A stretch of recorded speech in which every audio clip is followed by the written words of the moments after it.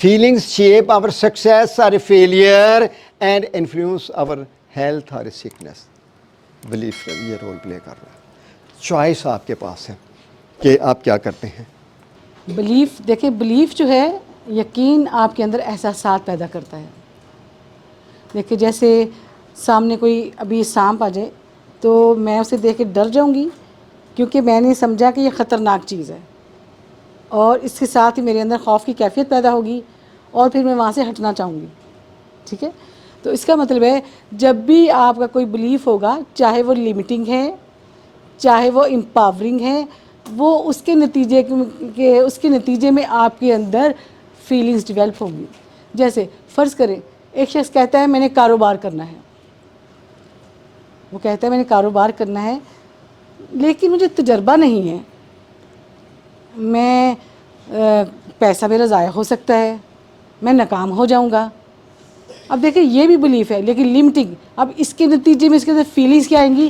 مایوسی کی، ڈر کی، ناکامی کی، اس طرح کی فیلنگز ہے. وہ خود کو کمزور محسوس کرے گا. لیکن ایک دوسرا شخص کہتا ہے میں نے کاروبار کرنا ہے، میرا بھی تجربہ نہیں ہے لیکن کوئی بات نہیں، جن کو یہ کام آتا ہے میں ان سے سیکھ لیتا ہوں، پھر میں انویسٹ کروں گا اور میں کامیاب ہو جاؤں گا. تو یہ بھی ایک بلیف ہے لیکن امپاورنگ. اور اس کے نتیجے میں کیا آئے گا؟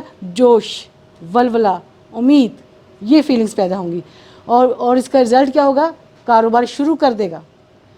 اور دوسری دیکھیے یہی ہے نا، بلیف، فیلنگز اینڈ ایکشن. پہلے کا لمٹنگ بلیف تھا، نیگیٹو فیلنگز پیدا ہوئی، رزلٹ کیا آیا؟ ایکشن کیا تھا؟ کاروبار شروع ہی نہیں کیا، اگر شروع کیا تو وہ بیچ میں چھوڑ دیا.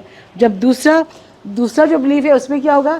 اس کو جوش کی فیلنگز آئی، ولولے کی فیلنگ آئی، عزم کی فیلنگز آئی، اور اس نے کیا کیا؟ کاروبار شروع کر لیا اور وہ کامیابی ہو گئی. جو آپ کا بلیف ہوتا ہے وہی آپ کی فیلنگز ہوتی ہیں اور اسی کے مطابق آپ کا بیہیویئر ہوتا ہے. اچھا یہاں پہ بڑی امپورٹنٹ بات ہے، یہ slide it's a very important. اگر آپ کا بلیف پور ہوگا تو آپ کے اندر فیلنگ نہیں آئیں گی.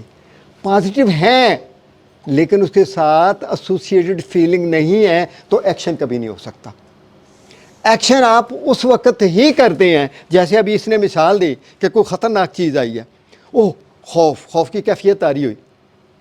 وہ جو آپ کے اندر یقین کر لیا کہ یہ خطرناک چیز ہے، آپ کے اندر خوف والی کیفیت پیدا ہوئی، اس نے ایکشن کروا دیا، پیچھے چلے گئے. اسی طرح امپاورنگ کا بھی اور اسی طرح یہ ہوگا.